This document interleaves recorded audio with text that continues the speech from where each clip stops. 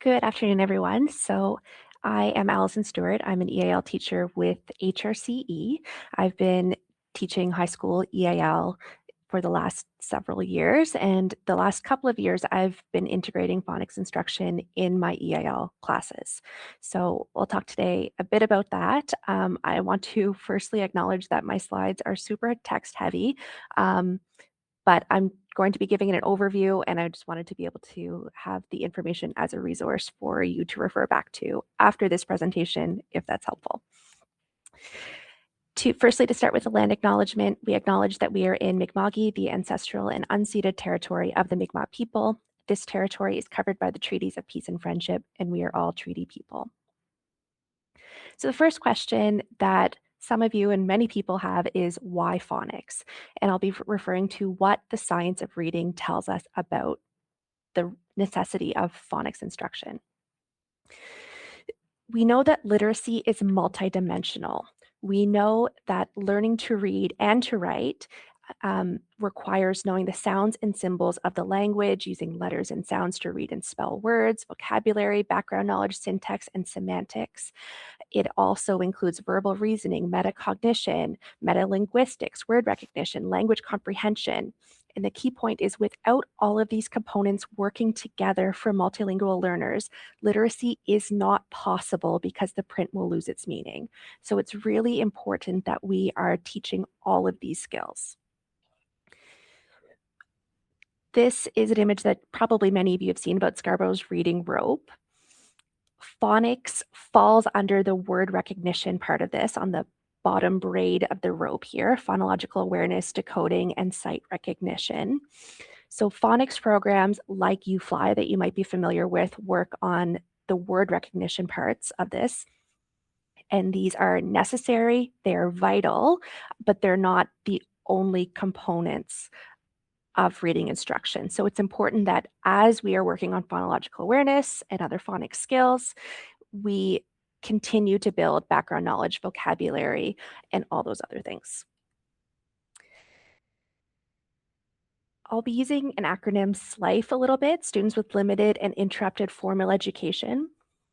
Many of the EAL students who come through our schools, especially refugee background students, have experienced interrupted formal education. Many of those students have literacy in their home language. Some have prior schooling in their home language, but many of them are not literate or are not formally literate in their home language. So it's important, even at the secondary level, that teachers have an awareness of the key concepts of foundational literacy. It's not just something that primary teachers need to know. It's important that teachers at all levels have an awareness of foundational literacy skills. That being said, our SLIFE students, students with limited and interrupted formal education who are pre-literate, they are not and should not be treated like a kindergartner learning to read for the first time. They should be able to have rapid literacy acquisition because of all of the other metacognitive skills that they have developed, the background knowledge that they have developed throughout their lived experience. So what is needed to build early literacy skills? The first thing is explicit and systematic instruction. In Ontario a few years ago, I believe it's the Human Rights Commission released a report called The Right to Read. And one of the findings of it is that students need explicit and systematic instruction in phonemic awareness and phonics, which teaches grapheme to phoneme relationships and using these to decode and spell words and word reading accuracy and fluency. So a program like UFly does prepare students for these skills. I'll refer to UFly a lot because it's a very popular program. It's used widely here in Nova Scotia and elsewhere. It is not the only game in town. It is a well-researched program. It's a well-organized program. It has lots of resources available free for teachers, probably why it's become so popular. But like I said, it is not the only systematic and explicit phonics program. But students need something like a UFly program. The Right to Read report was looking at readers generally. It did not disaggregate language learners from the general population. Project Elite out of the US, it is looking specifically at multilingual learners and found that a combination of explicit and interactive approaches over process-based or explicit instruction approaches alone are more impactful, and they help to build on socially cooperative systems in a culturally responsive way for our newcomer students. Literacy instruction, as I kind of alluded to before, it's also really important that it's comprehensive. As I said, early word reading skills are critical, but they are not the only components. That a phonics program should be one part of a broader evidence-based, rich classroom language arts instruction. Students need explicit vocabulary instruction across grade levels, and they should also be taught morphological analysis. So things like word roots, affixes, suffixes, which UFly does get into in some of the later lessons.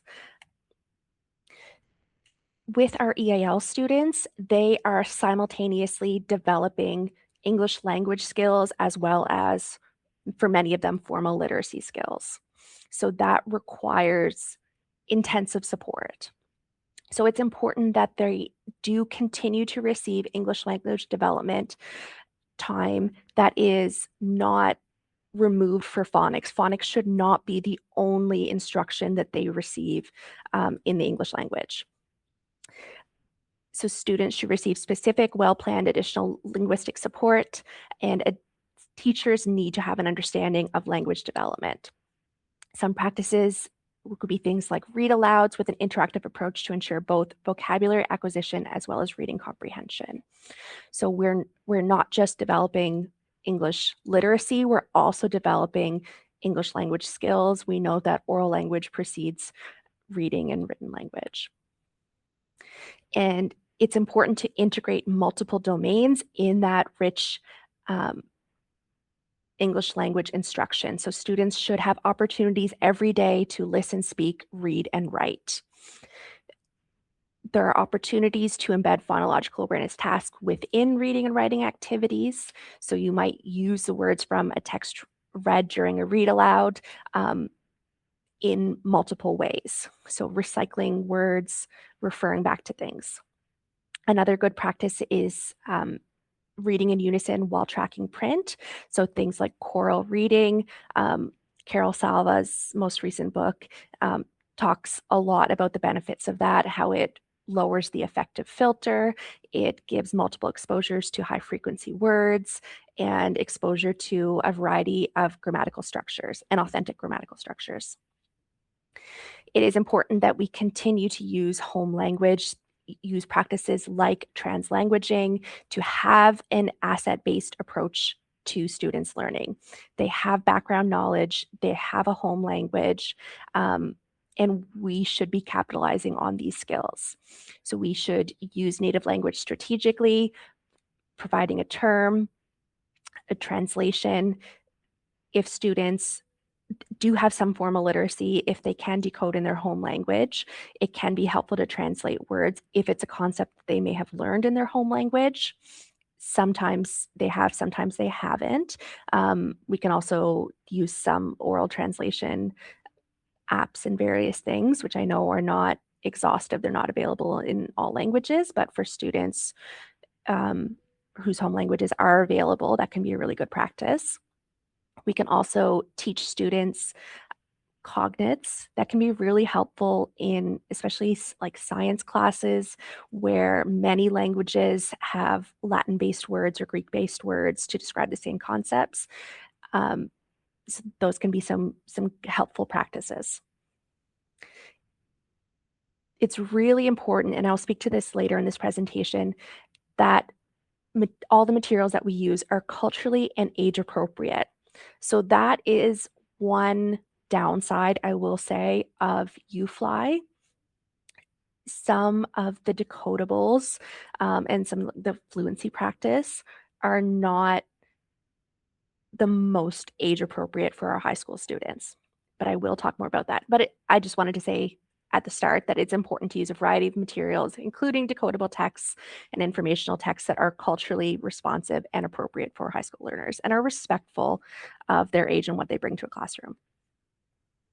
Some things that are not supported by research would be forsaking English language development or oral language development, um, other aspects of literacy for the sake of a literacy block that focuses solely on foundational word reading skills. It's important that we build those skills. They should not be the only instruction that we are delivering as an English language teacher. Um, and that foundational skills alone are not sufficient for English language learners or any learner learning to read in English. We should also know that accommodations and modifications to curriculum expectations should not be used as a substitute for teaching students to read. At the high school level, we do see that a lot. It had been an approach used, or in my experience, when I was a resource teacher prior to this, the approach was that at the high school level, we teach compensatory strategies. We do not do remedial instruction. And so there is still, in my experience, a lot of that mindset in the high school setting. But it's important that, especially for the students who have not had explicit systematic instruction in foundational reading skills, that they do have access to that. And that is particularly true for our English language learners with limited and interrupted formal education. It's also important that we not only teach phonics for an extended period, and that they should have instruction in the other subcomponents of language and literacy, such as encoding, fluency, vocabulary, and comprehension. And the UFly program, which I will speak to a bit more later, does address some of those other components, but I would not do that for the entire time that I have kids in front of me. So I've just thrown a lot of research foundations at you. And I came across this article that said that there's some concern from English learner advocates that a push to do more phonics will leave out other important skills. And we know that in the classroom, when we're asked to do something else, we still have the same amount of time and something's got to give. Okay.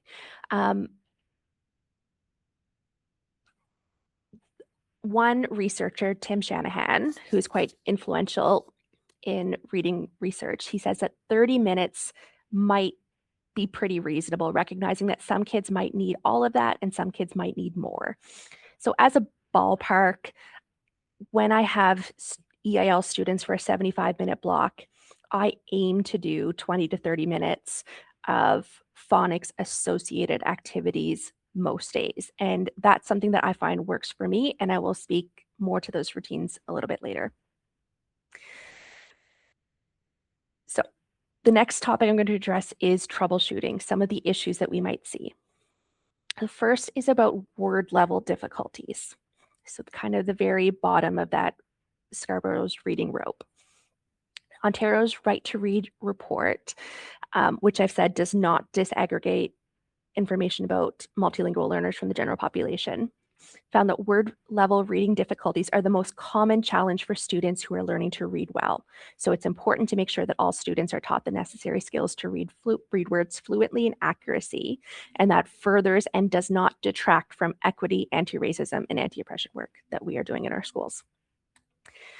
However, other research, such as by Project Elite, found that even when English learners' word level skills were adequate, so the Right to Read report found that the word level reading skills were the most common difficulty. Even when English learners' word level skills were adequate, their reading comprehension was considerably below grade level. So it's important that we're not looking at word level skills alone, that we need to be probing into the comprehension as well. And this is important because the strong relationship between fluency and comprehension found in fluent monolingual English speakers is not apparent in English learners. So I've noticed in reading interventions for the general population, not English learners specifically, tend to be determined based on something like an ORF, an oral reading fluency measure.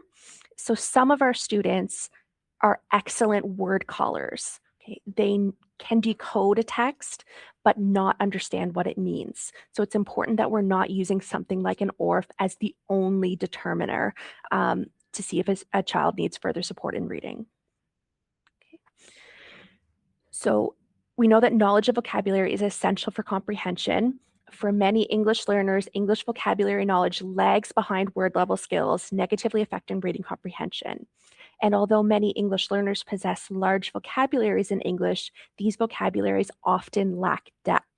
Okay? So students need both word breadth and word depth. So they demonstrate depth when they demonstrate flexibility in using words in different forms. So for example, using cut as both a noun and a verb, as well as using multiple meanings of a word. So in our instruction, we should be highlighting that, the different ways that words can be used in the English language. I talk a lot about that with my students. The other trouble that can come up with our phonics or phonics adjacent instruction is that learning sound letter correspondence in English may be challenging for English learners when their English language proficiency is not sufficiently developed to make sense of the words in a text. So that comes back to the oral language preceding everything. So we need to be continuing to develop those oral language skills. Most pertinent to our English learners is language transfer. So it's important as English language teachers that we determine phonemes not present in the student's first language and help English learners learn these sounds. So at the end of the presentation, I'll link a few resources that I find helpful to help anticipate or kind of reteach difficulties for students when they're having difficulty with specific phonemes. Phonological awareness is an important predictor for later reading achievement in English. And research indicates the transfer of phonological awareness skills from one language to another may depend on the student's language proficiency level in their first language. So we see that a lot in our English as an additional language classes. Students who have formal language literacy, who have prior schooling in their home language, often pick up on these skills quicker than students who do not have formal language or formal literacy in their home language or have not had formal schooling in their home language.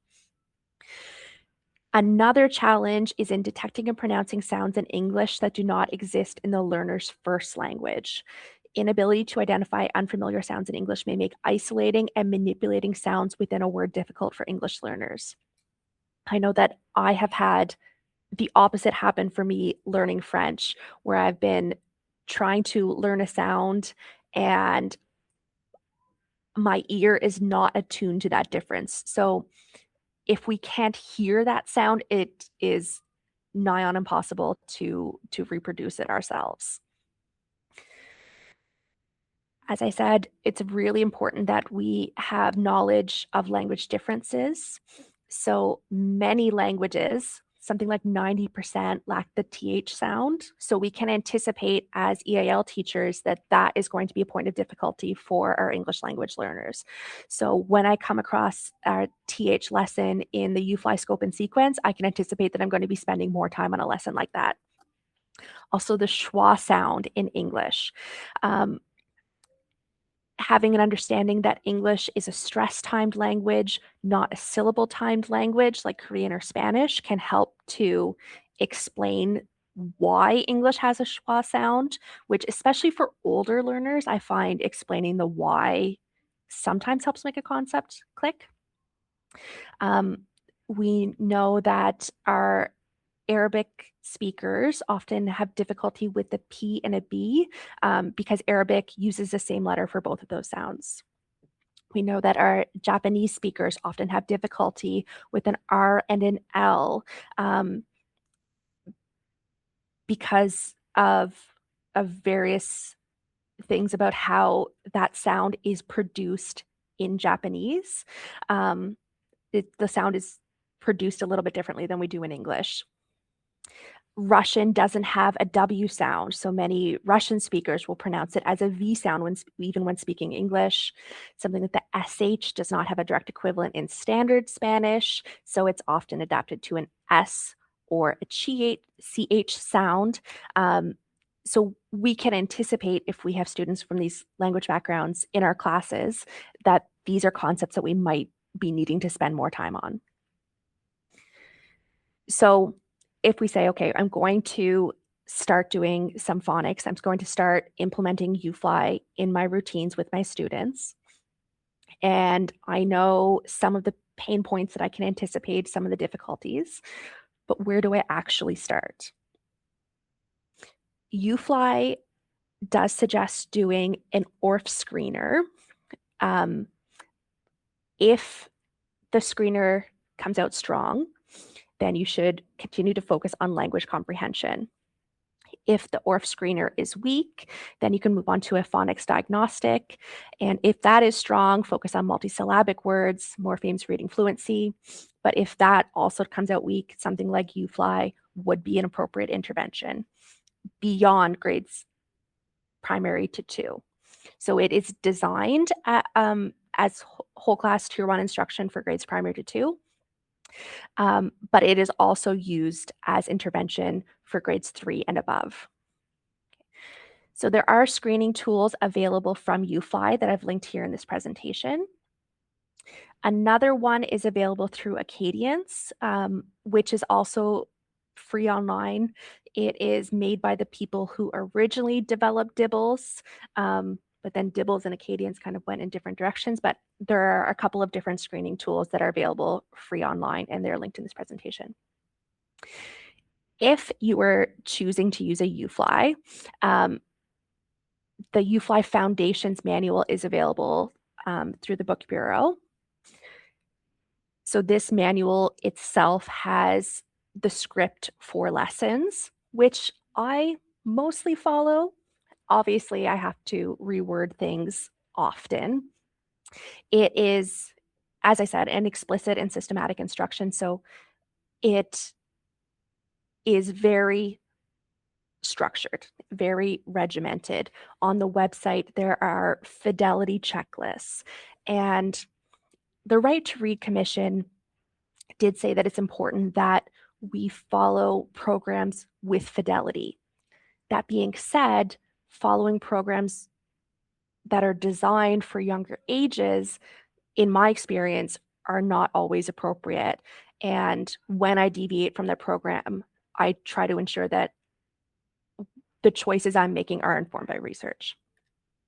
All that being said, there is a UFly Foundations toolbox. These are slides, handouts, things to print, videos, materials to make your own sound wall, word work mats, game generators. There is all kinds of resources available free from the UFly website, and they're fantastic. They also have a YouTube channel with implementation support videos and webinars. So part of my belief about how UFly got so big is because they do provide these resources so widely and so freely. So they have so much to support you. As I've said, I am used to teaching my own EAL class. HRCE does have several EAL courses, which I know are not available everywhere in the province or everywhere in HRCE for that matter. So this is how I've organized my thinking. I wanted also to refer to this MTSS chart for multilingual learners. I've put a little star here. That support for access to local additional language courses such as EAL 10, EAL Literacy 10, EAL Academic Language 10, those are considered a Tier 2 intervention under the Nova Scotia MTSS. So this is an intervention because they're being used in one of these specialized courses. So HRCE has 3 locally developed courses. The first one is EAL Literacy 10, which is designed for students with interrupted schooling, students who have gaps in their first language literacy and or academic skills, and they require significant literacy instruction. So with this course, we start basically from the beginning with UFly. We can anticipate that we need to do that. The next course is EAL Academic Language 10. Students are at the beginning to intermediate stages of English proficiency. In my experience, these are typically students who have some social language. They're developing their BICS, but they need to develop academic language. They don't yet have the CALP. For those of you in the audience who the BICS CALP distinction is meaningful. We still have language around Phonics and Pinnell. So if you are familiar with those, students would typically be reading from a level FG to a QR, so roughly at the transitional level. So again, in my teaching context, we've been using UFly in those courses. Last year, I also started using UFly in EAL 10. Those are for students who are reading at the transitional level or above. They have some proficiency in reading and writing of academic texts, but they require more support with literature, figurative language, essay writing, etc. So I'm going to show you a suggested scope and sequence for EAL 10, but I was actually in a webinar last week from UFly that this year, this summer, they will be releasing a new program called Word Origins that was developed by, I forget what it's called. I want to say DSF, Disability Something Foundation out of Australia. And it teaches a lot of morphology and etymology and builds word reading skills in that way. And it seems really interesting and really promising. And they're hoping to have it released in the US this summer. And I don't know, they don't have a release date for Canada, and I'm hoping it's this year. So if it is, I would probably revamp my EAL 10 course to include some of the word origins, but TBD. So the EAL Literacy 10 course has one SEO to read and respond to short fiction and nonfiction texts. So this is from the draft locally developed curriculum from, I want to say, 2013. So we know that in order to read and respond to short texts, students need these foundational skills. So we start from the beginning with the alphabet.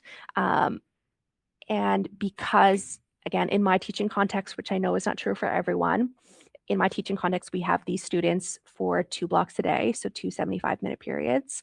We are able to make significant progress through the UFly scope and sequence. So we are able to roughly cover the kindergarten scope and sequence. EAL academic language, which, as I said, is typically students with social language, but are still developing their academic language. This curriculum was updated, I want to say 2 years ago, year and a half ago, something like that. So it does have SEOs that specifically refer to these foundational reading skills. So things like read 2-syllable words, open close syllables, learn word ending patterns, read R-controlled vowels, read vowel teams, read common silent letters, and read common affixes. So in my experience, we haven't been able to cover all of those topics in UFly. So this is kind of roughly the grade 1 scope and sequence. We would review some of the kindergarten classes and then go into some of those skills like R-controlled vowels, vowel teams, that sort of thing. And then with EAL 10, this is also a curriculum that I want to say is at least 12 years old. So the SEO is to use fix-up strategies when decoding and meaning are breaking down. So we need to teach what are the strategies for decoding words. for students to be able to do that.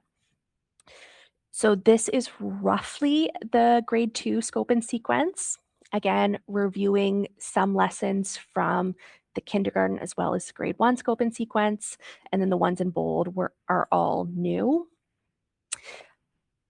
I am really interested in the word origins program that is hopefully coming up this year, as I mentioned, because I think it goes into the things like suffixes and prefixes, additional affixes, suffix spelling changes. I think it's going to do that in a way that might be more meaningful. I'm hopeful. But all of this, my students responded really positively. So I use this for like I said, the last couple of years, and students responded well. I didn't have complaints that it was too young for them. Many of these students are in other academic courses and see the necessity of developing these foundational reading skills. Okay. I've also been kind of bouncing ideas around because in HRCE, we do have these EAL courses from grades 10 to 12. Well, they're all grade 10 courses, but students who are by age registered in grade 10 to 12 can take these courses. But younger students don't have access to these. But there was, I believe it was 2 years ago, piloted a newcomer class for grades 3 to 9, and there is a curriculum for that. And students in that did develop foundational literacy skills. So I think if your school has access to something like a newcomer class, then UFly would be a really good fit as a tier 2 intervention in that class. Okay. So if you're in a teaching context where you have students in front of you for 75 plus minutes every day, which I know that I've been very fortunate to have, and it's not the case everywhere, we have integrated a phonics block within that class. So as I said, I kind of ballpark the first 20 to 25 minutes of each class into our UFly routines. And that still leaves 50 to 55 minutes to use language and context to incorporate language and content knowledge. So I treat that as an extended starter. It still protects time for language and content. We have, about a quarter of the class to work on unlocking the code of reading and then applying it in the rest of the class.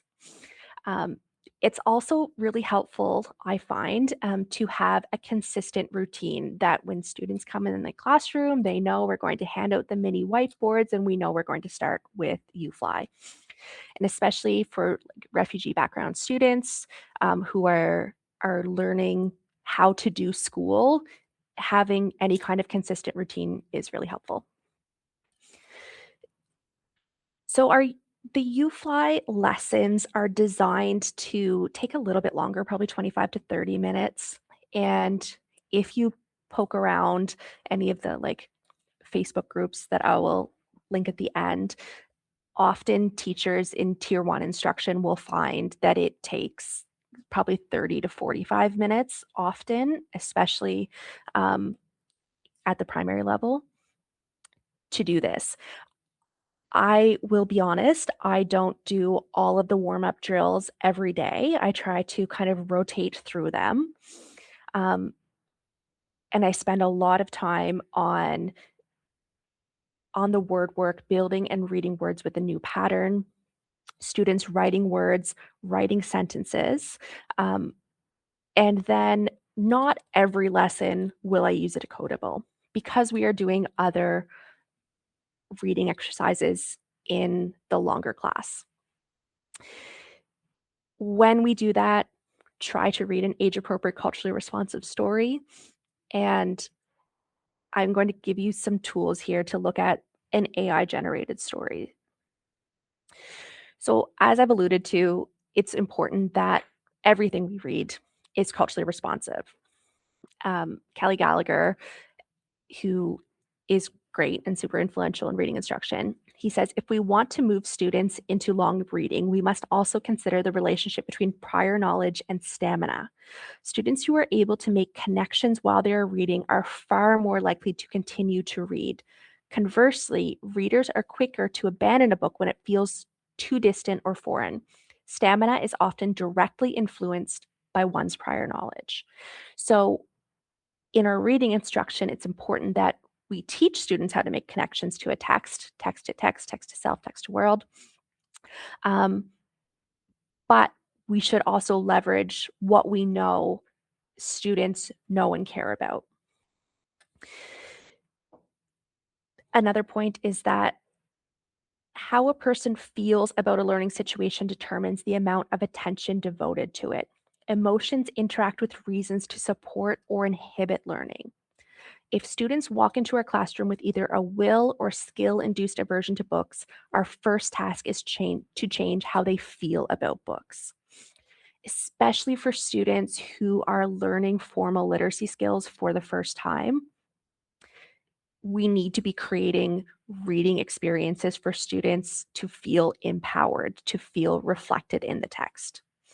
So we need to make sure that, as Kelly Gallagher says here, that today's curriculum contains connections to our students' past experiences, not just our own. So we know that we want to find culturally responsive text for our students. And we know that some of the UFly ones are written for a younger audience. So, how do we find more appropriate ones? They are certainly available to purchase online. I know I've tried to buy some off of various sources on the internet. So, things like Teachers by Teachers. There are publishers like Pioneer Valley Books, Teacher Created Materials, etc. If I'm honest, I've been disappointed with the ones that I've purchased online. I find they're still not the most appropriate for our high school students. I have found more success generating some using AI, and I will be the first to say that I am an AI skeptic. I'm not one to promote its use, but I find for this purpose, it does a better job than what is widely available. I'll show some comparisons here. I have found Google Gemini, which is built into our GNSPES, to be the most useful. If you're in thinking mode, there is a daily max of queries, but you can also use fast mode. Um, ChatGPT is something that is widely used. I find that for our purposes, Google Gemini does it better, but if you are a ChatGPT user, this is something that you can get it to do. There are also dedicated websites like Project Read AI and LitLab that are UFly aligned. Um, I find that they're often more geared toward younger teachers or younger learners, sorry. Um, but they have some good materials there too. So I'll compare some materials here just so that you can kind of get a sense of it. So this is one decodable text from UFly that is on the slides, um, that you can print the decodable text for the kids to annotate or illustrate or do whatever. So this is fishing at the port. I think this might be our controlled vowels. So this was fine, but not particularly culturally responsive, but it's ready to go. It's not the worst. It's not great. So then I went to Project Read. So they had one text ready to go that was Amber's Market Adventure for Marco. So this one, I played around with it a little bit. I had to generate text a few times, but it was just randomly generating under the free version. There was very little that I could control. So it was kind of up to chance there. So this was the third text that I generated, and it was the best one. But this one what seemed okay. I could work with this. I also looked at LitLab, which belongs, this one here, Ahmed's Big Trip, belongs to a text set.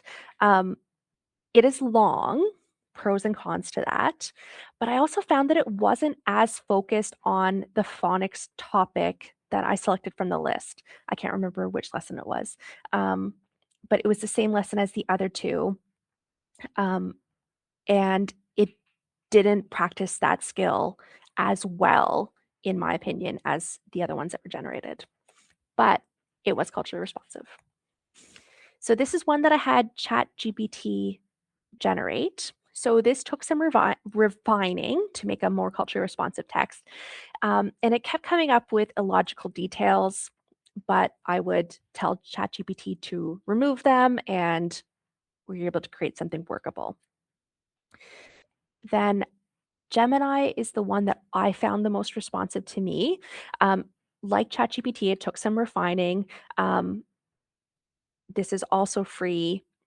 If there were details that I didn't like in it, I could ask them to take it out or change them, um, and that worked well for me. So overall, I found that these large language learning models like ChatGPT and Gemini had the most responsive text. They had good phonics integrity and were also able to create texts that were suitable for high school students. Um, so your mileage may vary. When you are prompting AI generated decodables, I have a few tips here. When I was reviewing this presentation, I realized I don't know that I necessarily agree with all the advice that I gave when I last came up with this. Um, so a common piece of advice that I had seen and used myself is to set the expert role. So to tell Gemini or whatever program that you're using, like you are an expert EAL teacher and you are teaching foundational learning skills. I read an article last week that said that asking the AI to assume an expert role made it more likely to hallucinate. So something to be cautious of. One thing that I continue to do is um, to define the scope of what you want the AI to do. So to say what kind of length, what kind of topic, what target skills to include. And you can also put constraints. Say something like tone must be respectful and mature, that the audience is high school English language learners. And what is good about these large language learning models is that you can refine them. So if Gemini gives me a story and I don't like it, I can say, rewrite this for an 18-year-old. Keep the phonics simple, but make the situation more realistic. If they're giving me something that's not decodable, I might say too many multisyllabic words, strict to CVC patterns, grade 2 vocabulary. If it is giving me American content, I might say rewrite this to take place in Halifax, mention local landmarks. If it is missing diversity, I might, or something that I've done in the past is um, ask it to generate a list of um, culturally and linguistically diverse names that fit the phonics skill. And then I will select from those that might reflect my classroom composition. And one that I have missed in the moment when, you're sitting at your desk at 4 o'clock and trying to generate materials for the next day, um, is sometimes it will follow the spelling pattern, but not the actual phonics skill. So, for example, if I was working on AR, um, it might have the wrong sound for the AR, even if it has a bunch of words that contain AR. So, that's something to be cautious of, especially if you are generating your own materials and not using something produced by someone else and checked by another human. Okay. So, as I said, I know that I've like sped through and talked at you a lot. I have some references here. I also have some further resources. So, if you're looking for sources on language difference or language transfer, there's a book that I found really helpful and a couple of websites there. I put some linked information from the upcoming Word Origins program from UFly. not paid by them. I'm just really excited about it. There are a couple of Facebook groups that can be helpful, a couple of podcasts that I find helpful to listen to. But that's it for me. If anyone has any questions, I'm happy to take them.